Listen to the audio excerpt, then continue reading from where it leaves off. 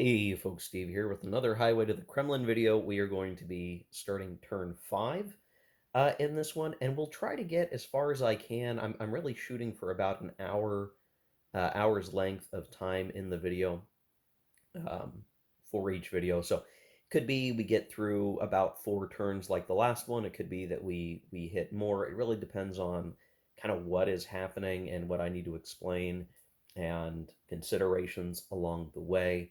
A couple of bits just from the last video. There were some questions, and there probably will be some more by the time this video posts that at the time even I'm recording this, I'm not going to have seen. But there were a few questions about when I'm doing the bridge burning and bridge repairing. So at least the way that the rules are conveyed in the exclusive rules around doing this, which is not part of the standard rules, um, you do this during movement. It explicitly calls step 2 out, and step 2 aligns to the actual like moving of stuff phase of the movement phase. Like when you activate a force, it goes and does stuff. There is a bridging segment in the sequence of play, but the exclusive rules don't talk about that segment. It talks about the destroying and repairing of bridges as a part of movement, step 2. In the bridging segment, which is defined in the standard rules, that's when you're dealing with the construction of pontoon bridges. So if it's intended to be that you can only damage or repair bridges during the bridging segment, right, bridges that already exist on the map, um, then there is some errata needed to call that out specifically because the rules do not indicate it, and instead they point to being able to do it during movement. So I'm going to say, well, the rules tell me what the rules tell me. I guess I'm going to follow that. And I guess the justification would be, trying to damage and then repair a bridge that already exists, already sort of has maybe foundations to support the bridge, that sort of thing already exists. So it's much easier to create some kind of repair setup for a bridge that's maybe only been partially destroyed. That's easier or can be done, with less deliberate action than, say, unpacking all of the pontoons out of your bridge train and establishing a brand new river bridge that didn't exist, right? Because you're making it out of pontoons. So that's how I'm choosing to play it now. If something gets clarified later that shows my interpretation to be wrong and that there is rulebook errata, okay, that's fine. I'm not terribly worried about it, to be honest. I don't think, while it was helpful for the Russians to have done it when they did and the French to repair it, probably the big significant thing that I'm screwing up is I'm not burning the bridges on the Dvina as the Russians, and that's a huge operational mistake that I've made, and only because I'm worried about bridging rules that I realized I should have done it earlier on those bridges. Uh, here, along, and I didn't do that, so that's kind of my bad, and I really probably should have done it. It might be too late to worry about doing it now, other than in a couple of places, like right here at Polotsk, that I could maybe do it, or I could sacrifice some of my units in this major general and send them up to try to burn those bridges. But that just I'm not sure that that's going to make sense to do. So anyway, that's one aspect. The other was regarding pursuits over rivers causing double losses. There was a question on that. I believe my rules interpretation is correct. So long as the uh, pursuing force gets at least to the river that the retreating force had to retreat across, all those losses that it would take get doubled. And I think the justification in that, I don't think it needs justifying because it makes sense. But if you need to interpret it, if a force is retreating over a river, um, and keep in mind that retreating over a primary river unbridged is not possible, but a secondary river. Um, if you're pursued over the river, it doesn't matter. The problem of the river exacerbates your retreat no matter what you do. So if your guys are struck trying to run over the river, they're getting even more disorganized. So it's not about just the forces that are kind of trapped or slowed down ahead of the river. It's also the men that are slowed down trying to get out of the river, um, and cut asunder, I guess, as you advance after. So if you pursue and you do, you basically pursue one hex, chase them over a river, uh, you would actually do two losses. If you scored three losses and you force them to go over a river and continue to pursue them, if your total, or your initial pursuit was, say, three hexes, three losses, that would be double 2-6, which would be very extreme. In my cases, we didn't quite have that dramatic. I think there was an effect of two that was double to four. So something to keep in mind there. And the rules that describe this and the exclusive rules are just a couple of sentences. So maybe you could try to add your own interpretation of things, but like that's what the rules say. Always room for errata or clarification, but again, I'm just going to keep playing through with my understanding of it. I'm sure we'll come across other oddball stuff, but not as clear mistake ridden as the Borodino videos. All right, 6-minute intro, a lot more to cover here. We're going to be getting some Russian reinforcements, just to mention. So Austin Sakin and Tormasov will be coming in, and they'll be heading onto the map down in the south around Lutsk, I think. And then they'll be able to maybe get 1, 2, 3, 4, 5, get up and around here if they really want to, or maybe try to switch lanes. Um, but these leaders that are coming in for the Russians, the Third Army, they have pretty terrible initiative. Um, so when we look at like the Austrians who have a 2 initiative, they've maybe activated once the whole game so far. Um, I suspect that Russian force is going to be very slow moving.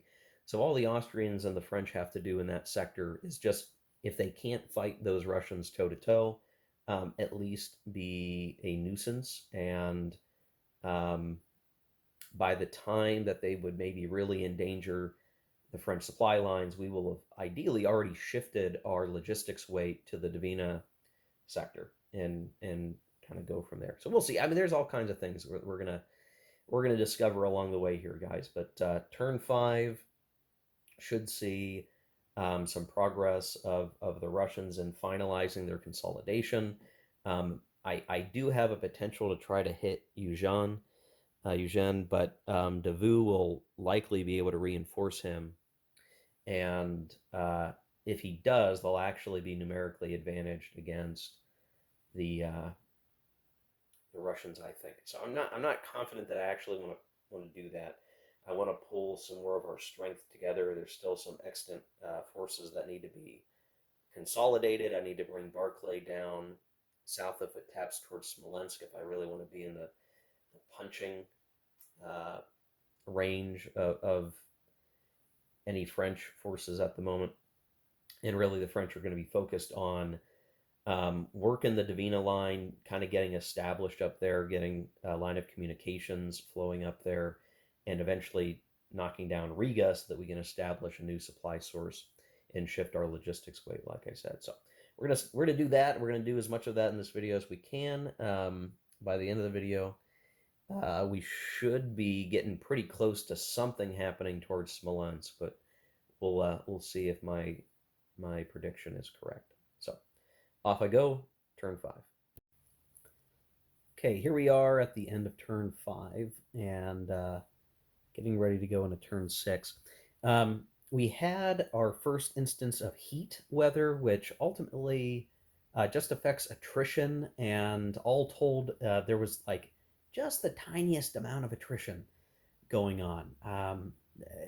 But a lot of this has to do with the fact that the forces that are moving around the map are pretty small. Like it's not a big concentration of forces at this point, um, and localized superiority. So very diligently trying to watch attrition, like for both sides. I'm trying to do the least amount of damage to my forces with attrition. But even so, I'm kind of surprised I'm not getting more. So I don't know what to think of that. Again, it's just this like, hey, how much attrition should I really be taking at this point? It still seems pretty early yet. Um, but if I read my history, it's like tons of attrition could be or should be happening. Um, so I don't know. Is this like I should be should it, is the March attrition table not deadly enough? I'm not sure yet. But at the same time, like I'm giving something up by not doing as much as I could be. I think is kind of the thing. I'm very intentionally keeping forces spread out, until I need to concentrate them for combat. So that attrition row that I'm using tends to be the 1 to 7, or at worst 8 to 10, a lot of the time. And with the right modifiers and the careful movement being executed, like there's just not that much attrition occurring. I could really push it, right? Like I could really try to fit stuff together into really big stacks, and move really really far with them.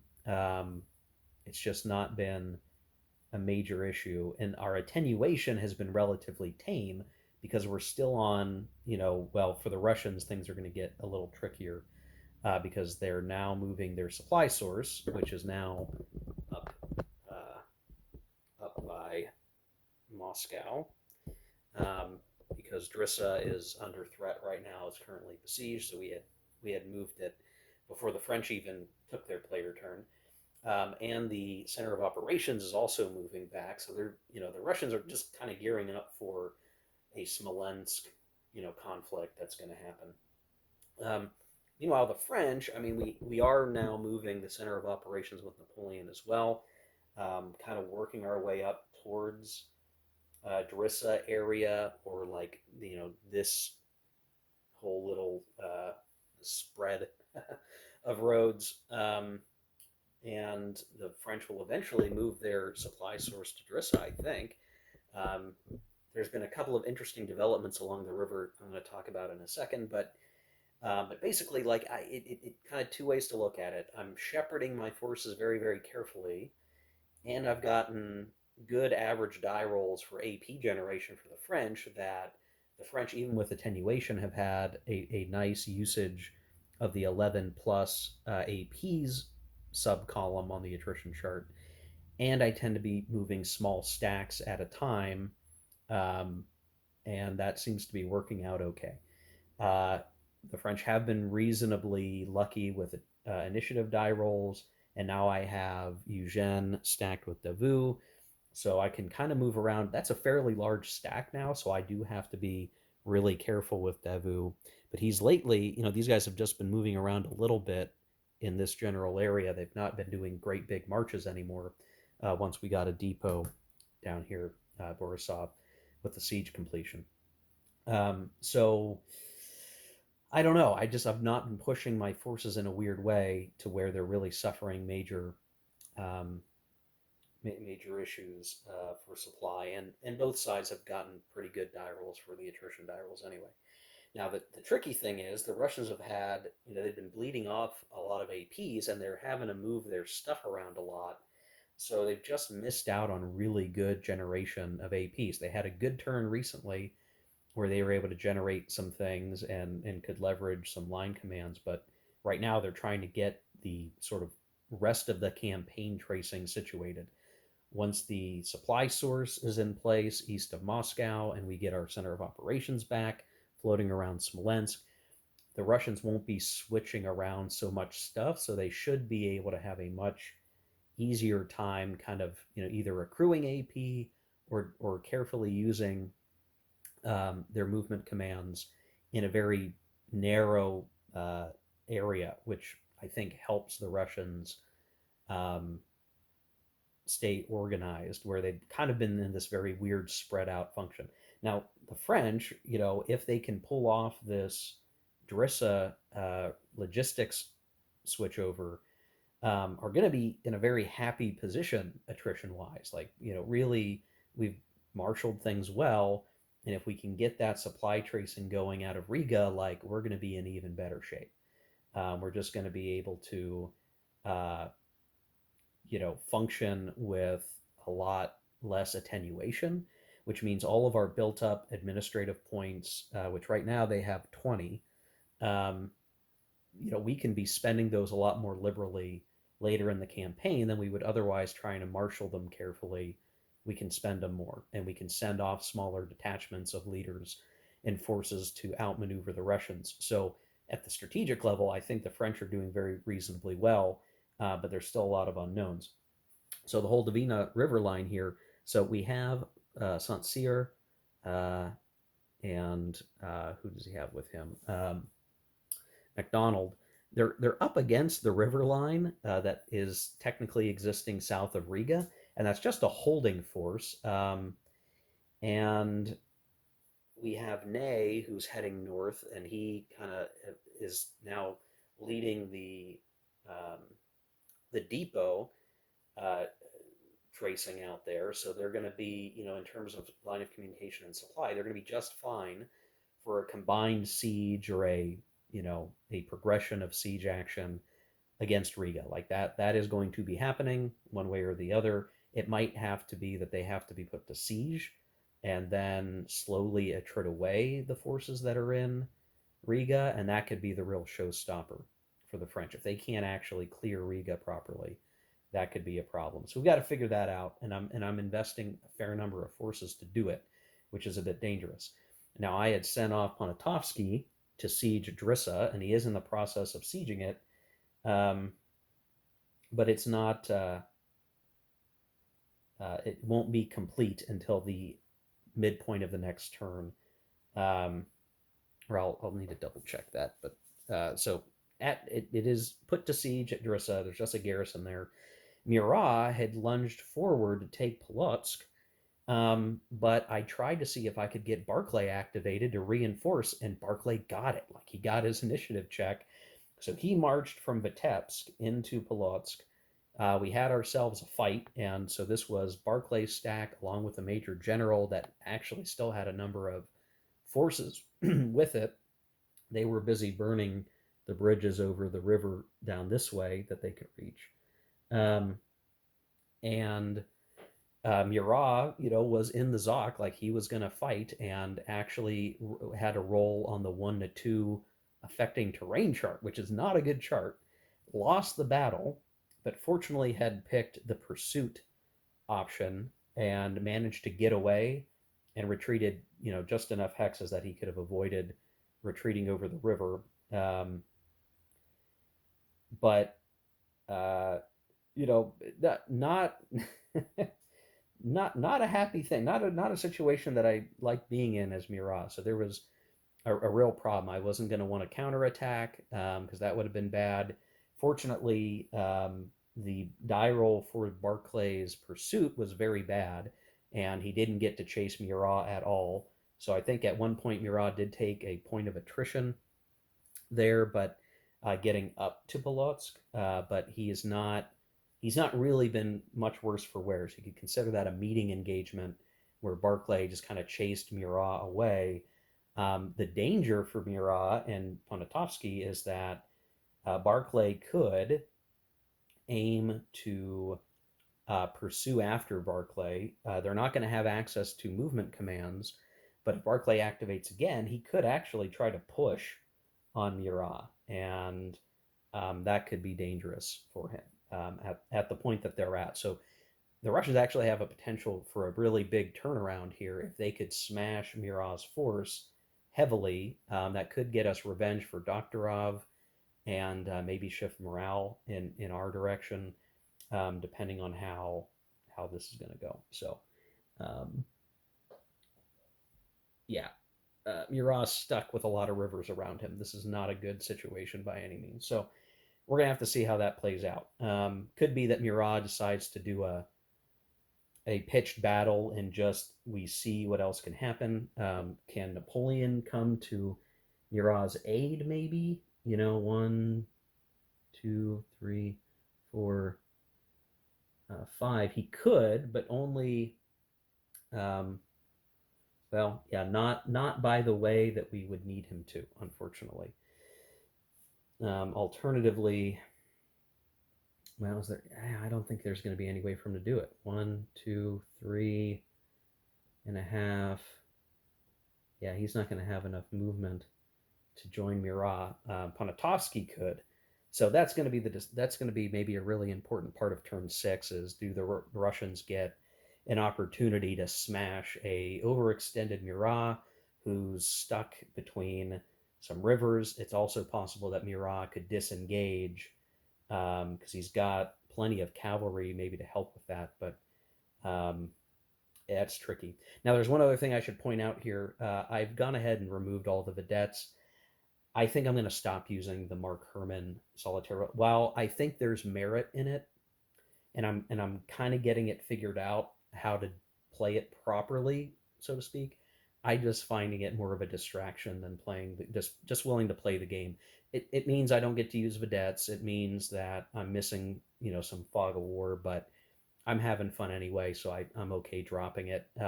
The key thing there it comes down to is if you want to be if you want a good opportunity to like switch out your main army because you don't want it to be attacked, maybe you put your vedettes behind your army, somewhere behind their position, and hope that the die roll on being pinned swaps your force for the vedette. And so then it's like, oh, okay, well, you're just going to fight my vedette. If you want to use them on offense, you want them in front of your army so that they can go investigate and pin the force. So to use them defensively, because you want a chance maybe to teleport away because you don't think you're going to win the fight in that local area, you need to put the vedettes again behind your force. It's this weird logic that you still are going to need to make good decisions for each side if you're playing solitaire, and you're now having to figure out the right way to leverage that vedette substitution rule, in a way that's coherent. It does add, some surprises. It does add somewhat of fog of war, but it's a little fiddly, and I'm gonna have a better time playing the game without it for the moment. That's not to say that I don't think folks should try it. I think it is worth trying, but for the rest of this campaign, I don't want to deal with it at the moment. So that's not a knock against Mark Herman. That's not a real knock against the rules. It's just more than I want to fiddle with as I'm having fun playing the game itself. So that's what I'm doing. All right, heading into turn six. We'll see what happens. Could be this whole Davina River gambit to switch our logistics train turns into a quagmire, which would be very bad for the French. We'll see. All right, turn six coming. Okay, we are part way through turn six, and I felt the need to show an outcome that was really, really rather interesting to see. The Russians were on the cusp of maybe a total campaign reversal, and maybe would affect the trajectory of the rest of the game if only Murat had not gotten away. Um, Now you can see there's a line of burnt bridges here, damaged bridges, because Barclay activated and he started to run up the road, burning bridges as he went to kind of cut off access to this part of the river line and essentially making it damn near difficult. Like, I should have done this early on. I should have just like cut this whole thing up. So it was going to be really hard to cross the river. And I didn't do that. But I did it now with Barclay. And we had Murat right here, right for the taking. The only thing that was going to matter was whether or not Murat could roll to disengage with the resistance modifier, and he did. So, had that not happened, Barclay would have fought Murat at an advantage, very likely would have pushed Murat across the rivers, and uh, just caused a lot of pain and suffering, basically. That very likely could have done well, at least several points of strength losses and could maybe have triggered a critical battle. But Murat ran away and he took a very long run around with his initiative activation around the right or northern flank of Barclay. So now it's almost like a reversal. Like Murat's managed to disengage, he's fled, and has now positioned himself kind of and he went all the way up around to do this, potentially in trouble. Now, Murat has had a line of communication because we ended up having tracing from here up to here and over. Um, But Poniatowski's there, kind of in danger himself. So I'm worried maybe I shouldn't have spread out Murat the way that I did. Um, but I'm wondering, can I get Murat in a position to either cut Barclay's line of communication and sort of force him to chase after us? And there is a way to do it. We could kind of run down like this way, thereby cutting off his line of communication and kind of forcing Barclay to either try to have some retrograde movement and get back in a supply, repair his own bridges so he can escape, or he could go for broke trying to knock down Poniatowski, which ultimately isn't would only be a temporal advantage because Bagration is by himself pending an attack from Davu, which could very well be coming this turn. So well and truly, this is kind of a dicey situation for the Russians. They were really, I, had I just rolled worse, Murat would be in deep, deep trouble, but he got away. So now there's a dance occurring. Napoleon's still back here, hanging out with the center of operations, but he can't really get in to help Murat because of the burned bridges. So, an interesting little situation here. The die rolls around initiative are what's really driving it because both sides have been moving their center of operations around enough that movement commands aren't available, and it's really who's the good leader? Can they engage or disengage? And things like cavalry would make a great difference. Russia has lost a lot of its cavalry. It's weaponized cavalry, we'll say, instead of just Cossack vedettes. But they are going to have to make do. So I'm really just at the beginning of the French turn. Like we're going through the command phase right now, moving on into the movement phase. And now, as things are kind of getting together, there's now a direct threat to Riga, though not far away is this Barclay situation that's going to need to resolve itself. So the French have to kind of think through what do they want to do. They're going to be operating purely off initiative because they don't get their center of operations back until next turn, or really at the end of their movement phase this turn. And I might still want to move the center of operations some more. Uh, I'm not sure what to do about that. And this whole time, Napoleon remains kind of in the backfield, um, waiting for a good opportunity to join the fun. He might not even need to. I mean, if we manage to cause some havoc to Barclay, he could have a real hard time getting out of his present situation. So tough decisions to make. The French are going to go. Murat likely to attempt to cut the line of communication, line of supply for Barclay, and then it'll be up to maybe Barclay's initiative to determine can he make do anywhere. We'll see. So I'm going to play through the rest of turn 6. Okay, here's the end of turn 6. So Barclay's gotten away for the moment. I had to really watch because he was about to suffer an insane amount of attrition. We moved him just enough to get basically back into an initiative, activation line of, well, okay, I need to say this the right way. He's not in range of the center of operations for a movement command, but he can move by initiative this coming turn and turn 7, and be able to be in dispatch distance of Vitebsk, so he can at least get out of the situation. If I moved any further, it wouldn't change the overall situation, and he would have taken, if I got the same die roll that I did, um, an extra like 3 strength points of losses. So it's funny. I'd say the Russians, because of this awkward situation with Barclay, are now starting to lose on attrition more than the French.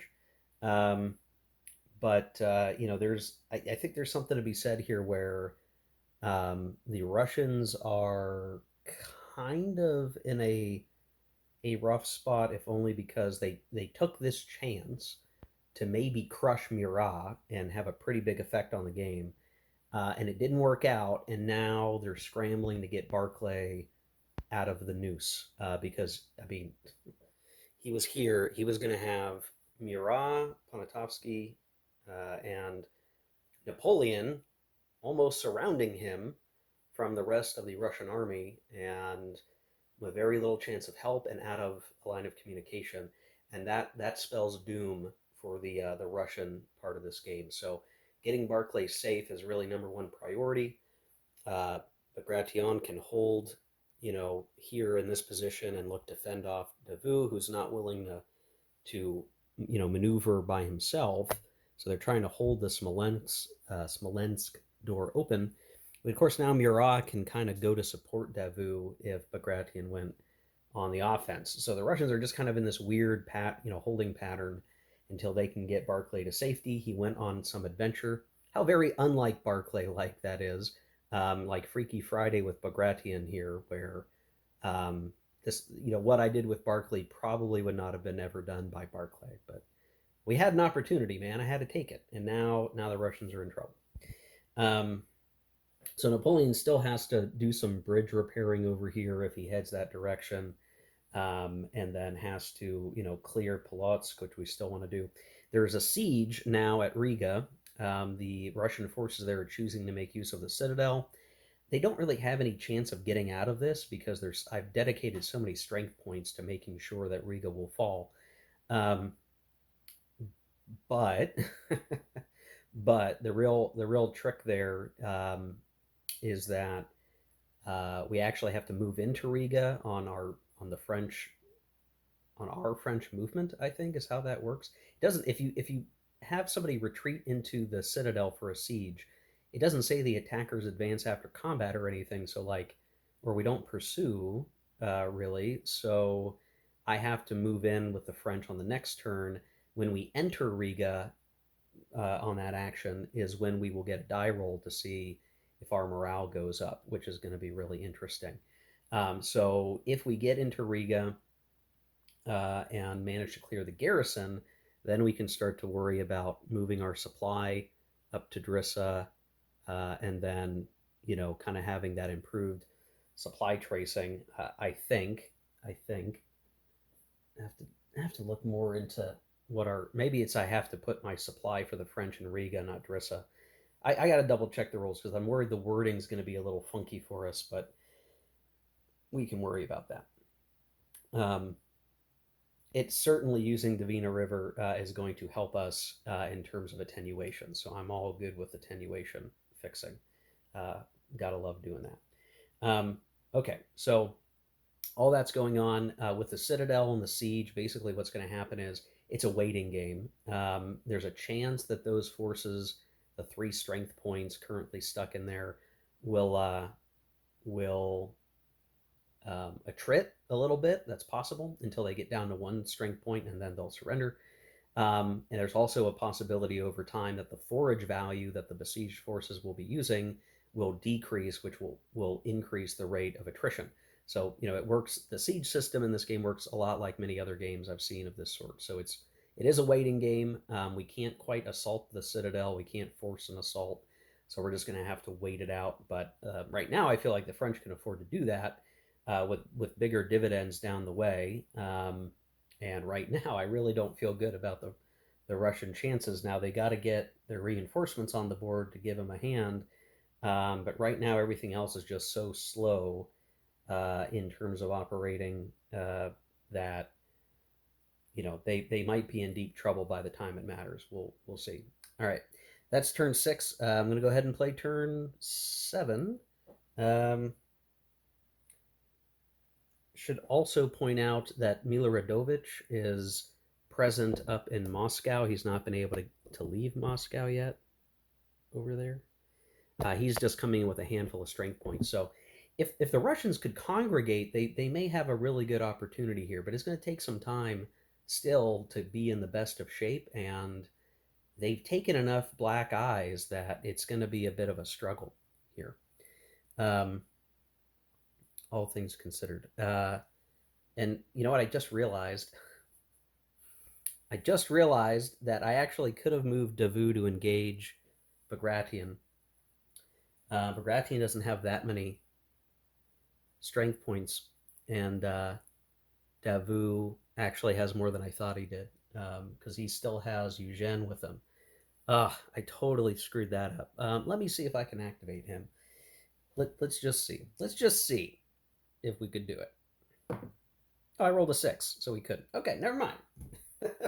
Davu is stuck there. That's fine. We will leave him there for the moment. That's a fine position, sitting on the road, and he can maneuver elsewhere to disrupt the Russian setup. So I'm all good. That's fine. Davu, you can fill your initiative. That's just fine. We'll leave you right there. Okay, guys. Off to turn seven. We'll see what the Russians can do to stabilize the defense of Smolensk and whatever maneuvering else can occur. Okay, guys, we're at the tail end, getting towards the tail end of the movement phase of the French. And, well, we've got what could be a game ending situation. So, a couple of things. The forces that were up at Riga are now fully sieging the citadel up there. I'm using quarters markers to keep track of what is the forage value of the citadel as it decreases over time. So there's still a few strength points there in Riga. It's going to take time to siege down.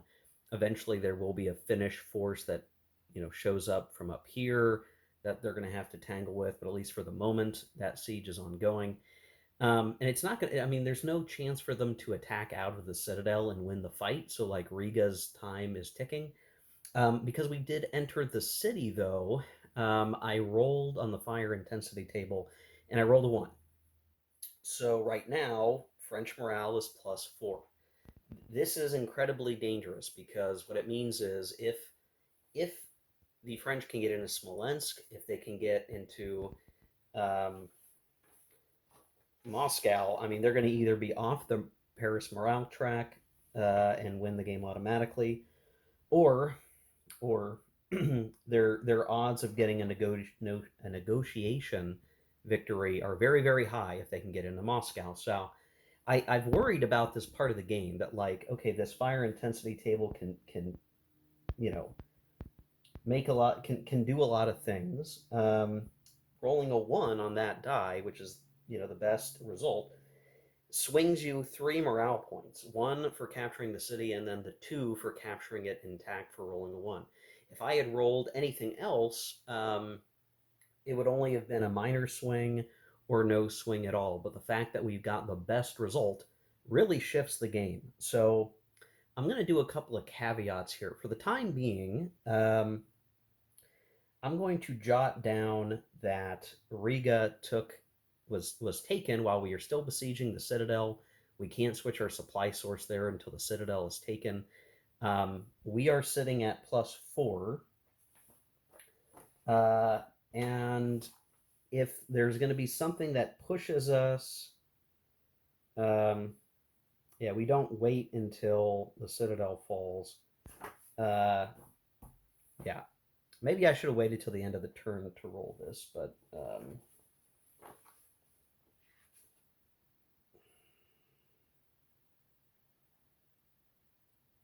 pawn capture. Okay, by a French at the end of the game turn. Okay, so technically I shouldn't have rolled that. Maybe I'm gonna roll that back. So here's where I'm at, guys. I'm gonna wait till the end, and maybe I'm gonna re-roll this because getting that good a die roll for the French for capturing Riga, like, totally shifts the game. Like, we are going to see a lot less French attrition. That by itself is a huge bonus for the French, and that colors the Russian side of my brain strategy. Because if it's that high, right, if morale gets up to +2, +3, or +4, then the Russians really have to do everything they can to stop the French from getting any more cities so that they don't lose the game, and ultimately try to push that morale back down such that that if they do take Moscow, they're not going to get that negotiation. There's a whole thing about looking at that negotiation table, right? You only need to refuse negotiation once for the game to upend itself, whereas Napoleon needs to get negotiation twice. And the way that the 2d6 bell curve works there is, it's really only it's only a good die roll at +3 or more. Basically, everything else, it's awfully tight. But right now, the French are thinking they're in really great shape. So I almost want to keep playing and just, like, say, okay, well, the French, let's pretend for a second like they didn't capture Riga intact, and what would that do to the rest of the game? Now, all that by itself is a huge, huge deal. What we also have here is potentially Napoleon's wet dream, in that we've got Barclay surrounded, and we have him held at a river line. So I cheated for the Russians. I rolled a 6 on their activation because they were still not in traceability of the center of operations, dispatch distance for a line command. Which that was my poor calculation for trying to move the center of operations back so far so soon. That I gave him another die roll. I said, "Nah, let's ignore that 6. Let's roll," and I rolled another 6. So Destiny says Barclay makes a stand here, and we'll see what the result of that is. What could happen is we activate him to disengage from Napoleon, because Napoleon himself is at the helm there, and he escapes. You know, technically I've moved through this hex, so I guess they don't have a depot there, but we would get Barclay activated and get him to like cross the river without a bridge and just start running, trying to run to get to Vitebsk or something. So he could still get away, but I'm not sure that's what's going to happen. And then we have combat where the Polish force is going to knock out uh, the garrison at Polotsk, which is sort of the last Russian holding on the river besides Riga itself. And I mean, if you just look at this situation, like the Poles are going to take that location, then we're going to have a big fight. If he has to retreat, he's going to retreat over a major river, which you can't actually do, which means he's going to get chewed up so bad that I'm not sure what I'm going to do. If I'm, should I take the pursuit immediately and just get the heck out of there? Take whatever kind of, I mean, I don't know. I mean, this is one of those things, like he is bagged and tagged, and part of this was because on the Russian player turn, um, the the French had done, sort of micro moves getting in around here, and then at the beginning of the French turn they were able to drop forces either along the way, or they had, like Eugene was with Davout, and Davout took a bunch of attrition with a forced march to get up here. I was willing to accept some pretty nasty attrition results to get this opportunity. Like hell bent for leather here, guys. Like no matter what it takes, we're gonna bag Barclay's army right here, right now, and that's going to be the end of this whole damn thing, potentially. Um, so if he's got to retreat over the river, he can't, which means he'll take extra losses, basically, right? Like he's gonna take it. I mean, his whole force could get destroyed. If he sits and does a pitched battle, there's a chance that maybe he wins out, and I mean, he just can't afford to run. So this is like, I kind of think Barclay has to do a pitched battle and then hope that he's able to win or something and force the Russian, or the French, I mean, to kind of slip backwards or retreat backwards, opening a line for him to escape on the next turn. That's kind of the only thing that can help. But Bagration's too far away to really make a difference here, and he wouldn't be able to help much trying to get in there, and he'd get bagged too potentially.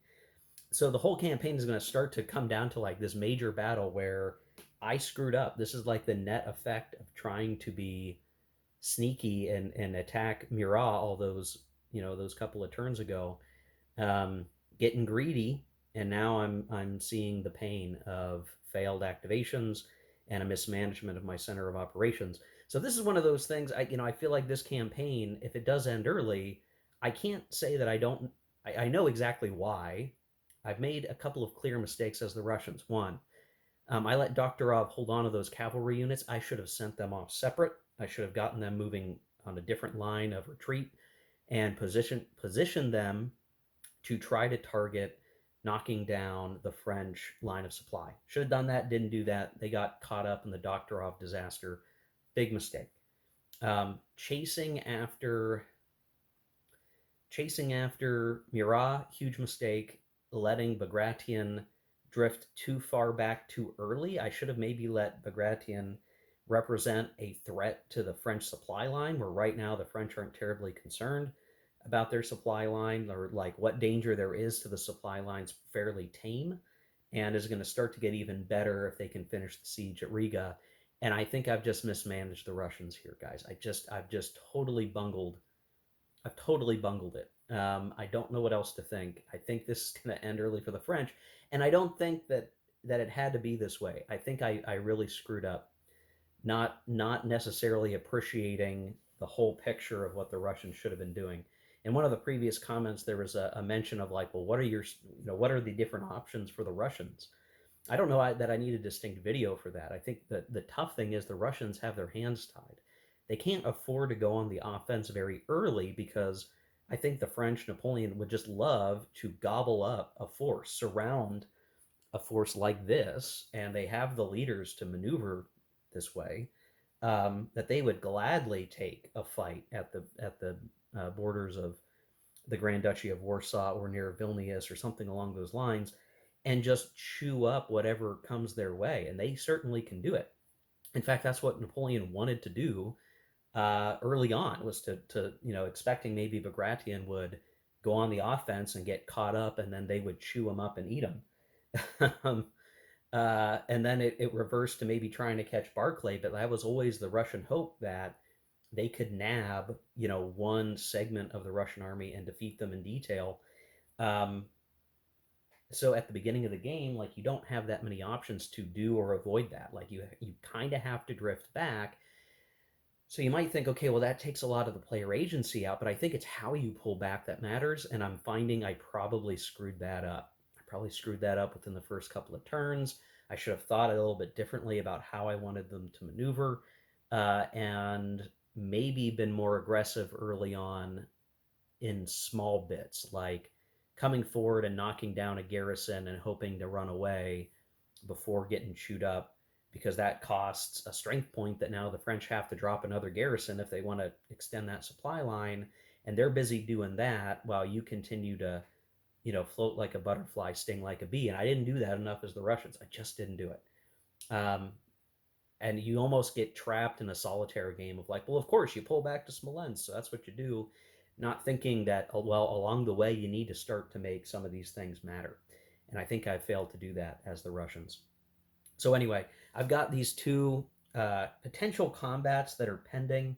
There is still, in the attacking force with Napoleon, is going to be based on his attack values here, and his command capability. They are attacking out of swamp, which halves their bits, but there's enough strength here that it's still to the French advantage. I had to spread out this way and even be in the swamp, um, to make sure that Barclay does not have a clean retreat path. That also means I'm going to do this combat first, I believe, is how I want to do that. Um, so he's going to have really nowhere to go.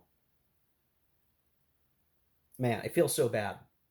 I feel so bad for the rest of this situation. Was really not what I wanted to have happen, and yet it occurred, in part because of the initiative die rolls, fouling me up. Like, I cheated to give him another shot, and he still failed it. Two sixes in a row. I don't know what to do with that. Um, so we'll see. I'm gonna run through the combat. I think Barclay's gonna have to do a pitched battle. I'll show you guys the aftermath. So rather than force you through that, in a second, you'll see the net result. Well, and maybe he'll get away. I guess that's still possible too. So we'll see. Okay, quite the climactic battle, but not too much to the Russians' detriment, actually. So kind of interesting. The Polish force did manage to clear Polotsk and is now sitting in it. Um, and then the big battle occurred with Barclay. So, Napoleon had things kind of well set up as best he could. We weren't going to have Murat and Davout personality clashes, but his command span had this great big, multi-hex force attacking Barclay's force. The problem was Murat and Napoleon were attacking out of swamp or marsh, whatever you want to call it, which definitely affected their ability to attack. Though Davout was fine, and so it ended up being pretty close run things. Now, Napoleon, in the process of this battle, staked the old guard, which in one case cost a loss, but kept the battle from being, a lost round of pitched battle. I mean, all things together, like it was kind of an interesting set of die rolls where the French did a lot of damage to Barclay. He lost, I think, 6 or 7 strength points. Um, by comparison,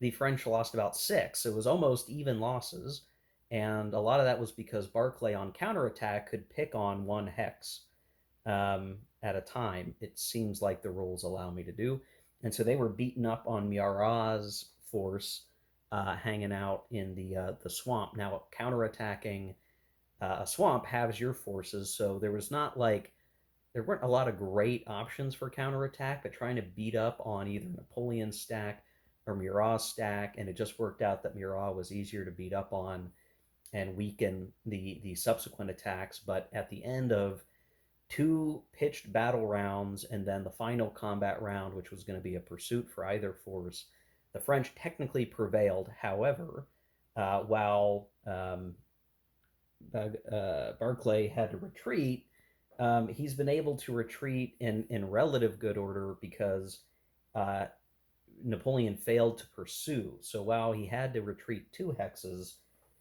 he retreated the one, or I'm sorry, I mean, this is where things get a little hard to parse, guys, and I'm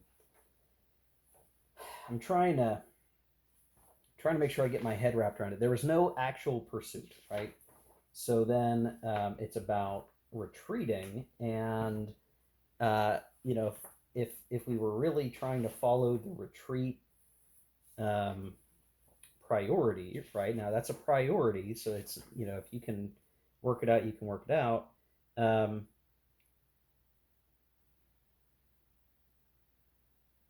it must end its movement the same number of hexes away from the hex in which it began its retreat. Well, we couldn't quite do that. We just weren't able to do it.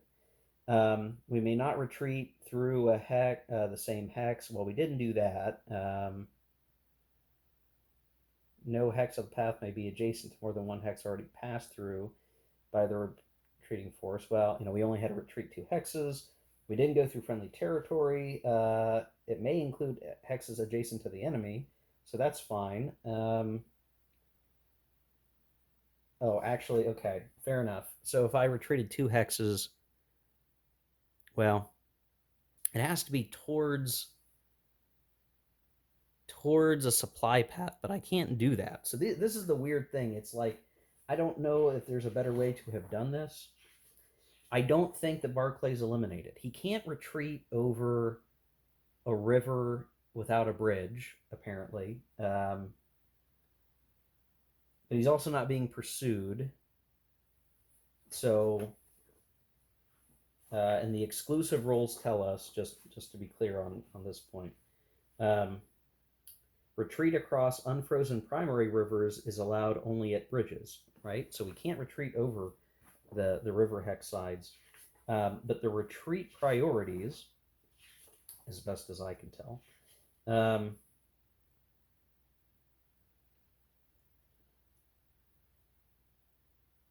we would retreat towards uh, our supply path, but we end up having to still retreat another hex, which we do.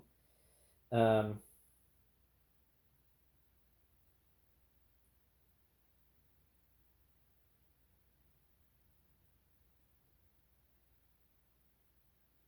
so I don't know. This is one of the there's no thing here that says like, oh, uh, all it says that if the path of retreat is blocked by prohibited terrain or enemy forces, preventing the loser from retreating the full distance, the retreating force retreats as far as possible. If the enemy pursuit is sufficient to carry them into the final hex, the entire retreating force is eliminated. Um, so I think I'm allowing myself to retreat to the swamp hex, and then I'm going to retreat another hex back this way because I do want to stay out of the swamp. We don't necessarily want to be dealing with that. Um, because it's going to be a net negative for us, I think. So Barclay has a position. He's just in not great shape as it stands, and he's down to a total of, uh, not counting artillery, 1, 2, down to 7 strength points, and he's surrounded by, well, more than that, certainly, out of all of these stacks altogether. So while the French army is a little spread out, there's really not much of a Russian force in being that can truly beat up on any singular part of the French force, and Barclay could be nabbed. So Barclay's stack did not get annihilated. That was the worst case scenario, right? If we had fought a, if we chose pursuit as our battle chit right away, and had to retreat, and we had to retreat, you know, uh, 2 hexes, um, but maybe I don't know. I'm not sure that retreating, doing the pursuit in the first round would have been any better. It's really hard to say. I mean, I'm looking at it thinking, okay, well, um, I mean, maybe it would have. The difference is Napoleon wouldn't have had all the pitch battle round modifiers to pursue. Maybe he could have pursued, um, and put these guys in an even worse position. At the very least, what I was hoping to have occur was in that final battle round, the French actually lose and then have to retreat, allowing Barclay to kind of get an opening to get home. And instead, now he's going to have to try to run across the river into this area, which is really not that better of an area for him to operate in, though we could maybe get him some reinforcements. So I don't know. Would trying to run away in that first round have been any better? Um, I just don't know. I don't know if it actually would have been much better. Uh,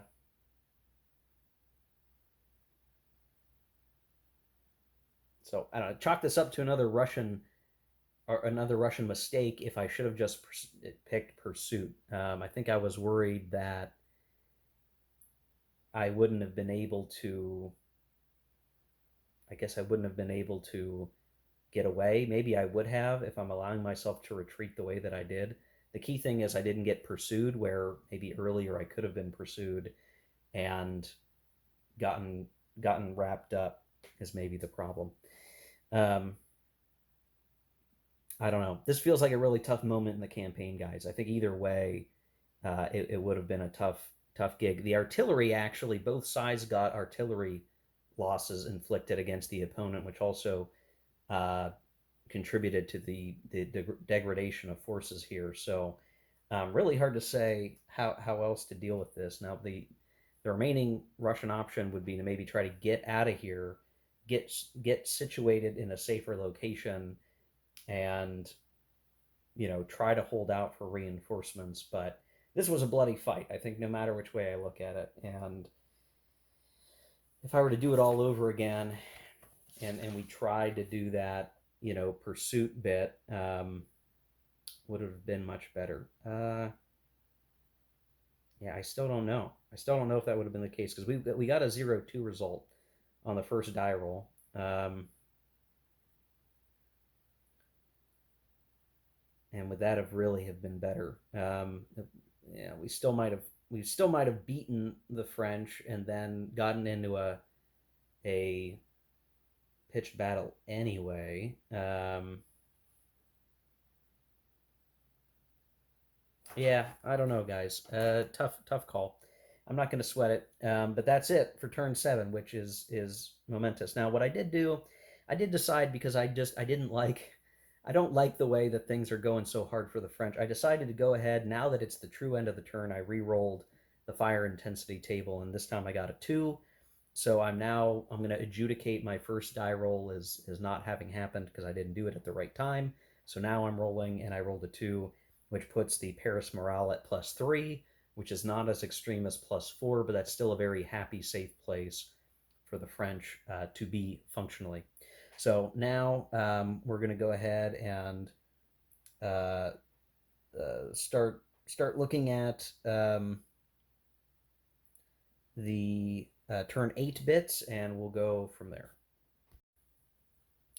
Okay, here we are at the end of turn 8. Going into turn 9. Uh, Barclay's getting away, if only because I've not been able to quite grab him in a way that was going to lead to his destruction. Now, he did run away, leaving his artillery behind. The Polish corps took some grief chasing down the artillery. So at this point, the Russian army has no artillery available, which was a sacrifice because in mud turn, which this was our first, I think this was our first mud turn. Turn 8 was mud, and artillery has a reduced movement factor in mud. So um, there's some challenges uh, with all the maneuvering that's going on right now, and um, really for Napoleon moving with his artillery, it's been a couple of easy, sweet maneuvers, short burst maneuvers to get into place. But he did attack Barclay here. Barclay was able to get away. He chose pursuit as his combat chit, and Napoleon failed to chase him. So, all things told, Barclay's hanging on. He also managed to meet up with some reinforcements, a major general that had moved in his direction. So Barclay's kind of getting some strength back, and the hope is that he's going to swing through, pick up these guys, and try to get back towards Smolensk. Um, Vitebsk is under siege right now. That's going to collapse next turn. I don't see the Russians really trying to fight for it, but there is a need to fight for Smolensk because it is feasible that the game could end if Smolensk is taken and we get a damn good fire intensity die roll. So again, we've got the Paris morale track at 3. We cheated a little bit. Well, I guess we didn't cheat. We had rolled again at the end of the last turn appropriately at the right time and managed to get Riga partially intact. The siege continues at Riga. Now this time we didn't see any forage roll. The way that the siege works here is there's potential attrition. In this turn, there was no attrition at Riga, and there was no reduction in the forage value, which is something else you roll for. And so Riga still has a couple strength points holding up in the citadel. It's not looking like it's going to collapse anytime soon. We are going to need to think about what we want to do about that when the Finnish corps shows up. But the French generally have local superiority, and I'm not worried about that. Um, the French have pretty much been operating off of intentional initiative commands only, which is leaving some guys behind here. It's not ideal to be operating purely off initiative, but fortunately, between Napoleon, Murat, Davout and Eugene are actually with Napoleon at the moment.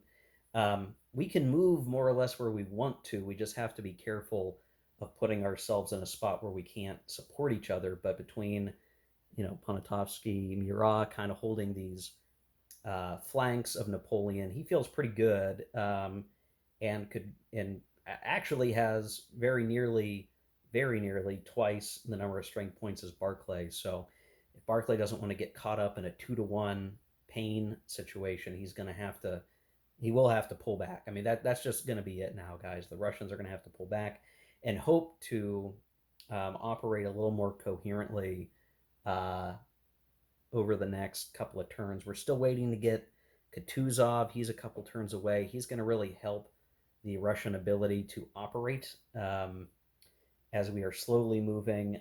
Tormasov down in the south can't activate for crap, so the southern sector is awfully quiet, really looking like this is going to be the main, obviously the main area of focus for a while, with the French managing to avoid some pretty major upsets. Now, I'm a little worried that these guys are going to start to get left behind. One is actually just left behind to form a garrison at the beginning of the next French organization turn.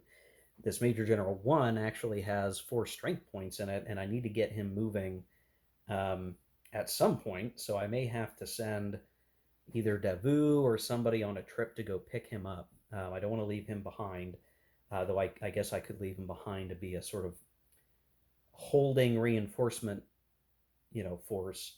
At this point, and just in terms of like what else can the Russians do, it doesn't make any sense to try to chase down the garrisons over here. We could try to take a knife in this way with, say, Barclay, but all that's going to do, just due to the movement it's going to take for him to get on the major road lines over here, like he's going to have to actually commit to going down that path, and the French can simply swing in behind him because we're running supply, even though the attenuation is going to start to get iffy on us.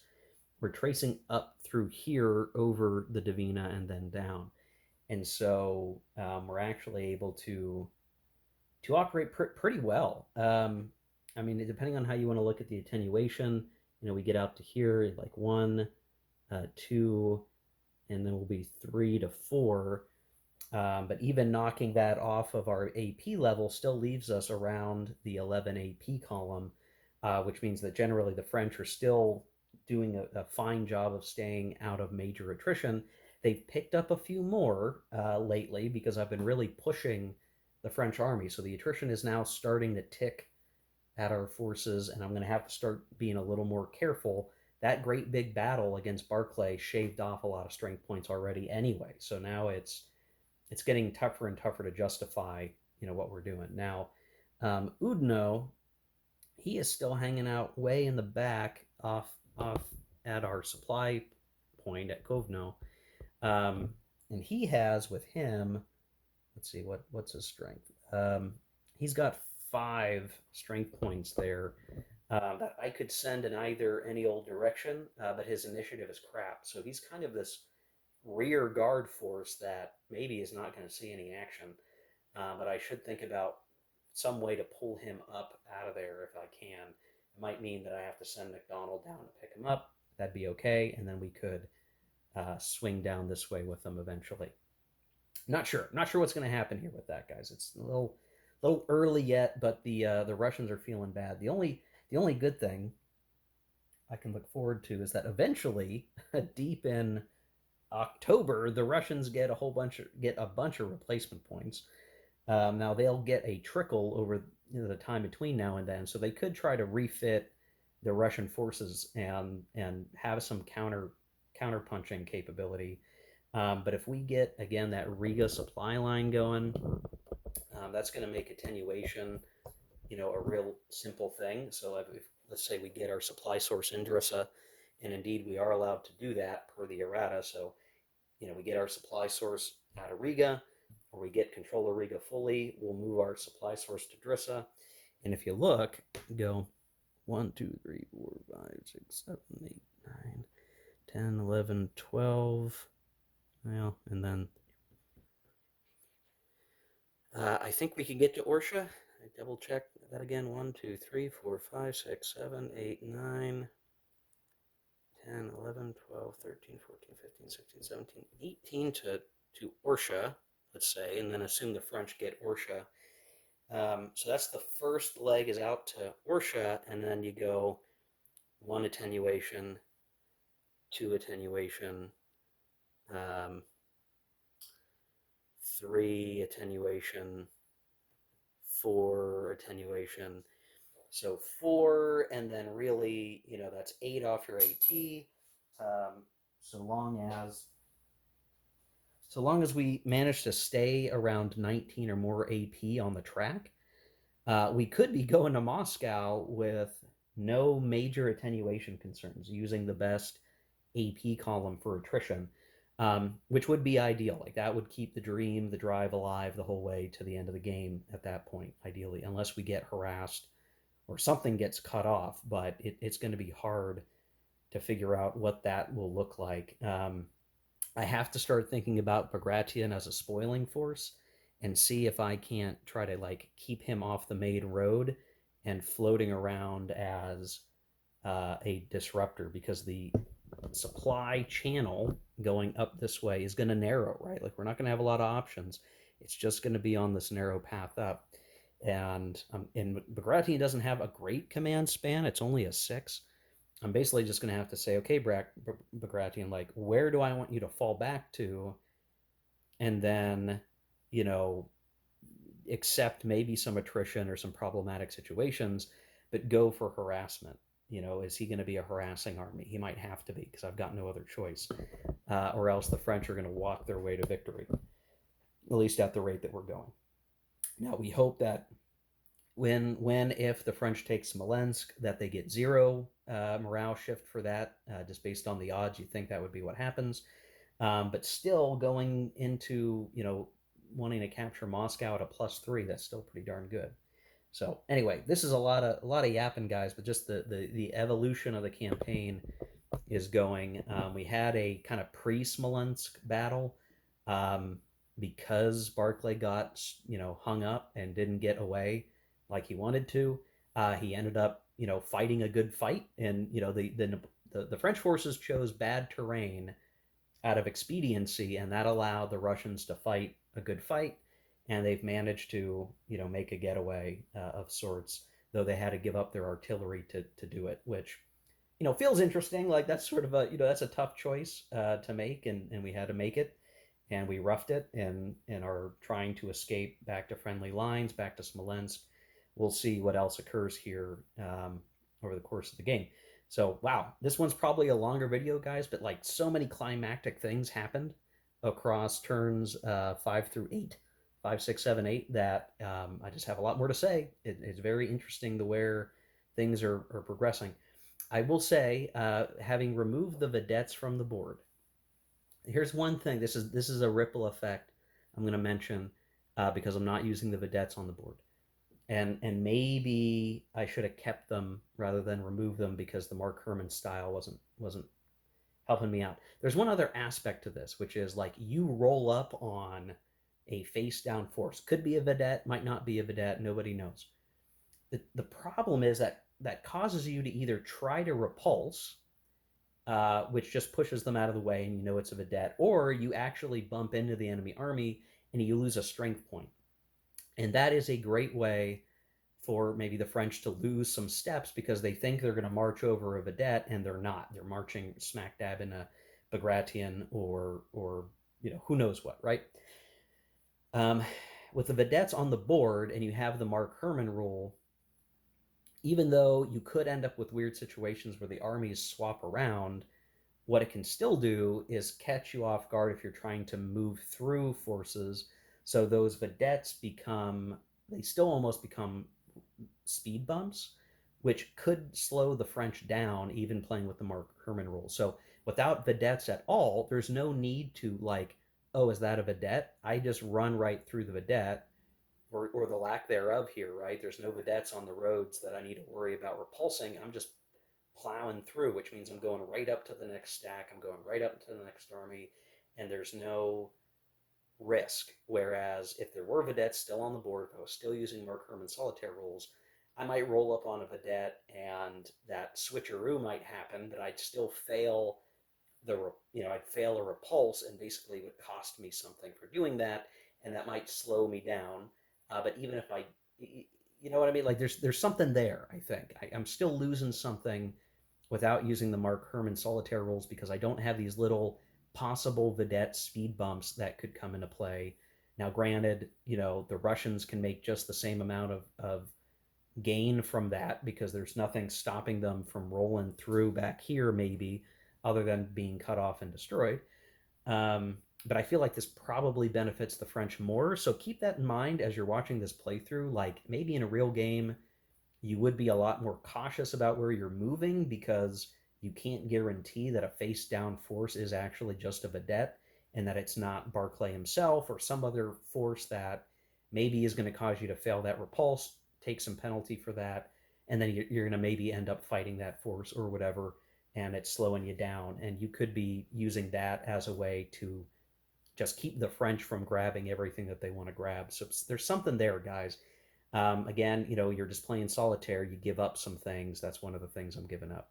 Anyway, super long video. So sorry for that, guys, but this was mighty climactic. I think a lot of important things occurred over these last few turns, so worth the extra mention. We'll see you in the next one where we'll probably cover turns 9, 10, 11, and 12, if not more, depending on how things shake out. So see you in the next one, guys. Take care. Keep on gaming.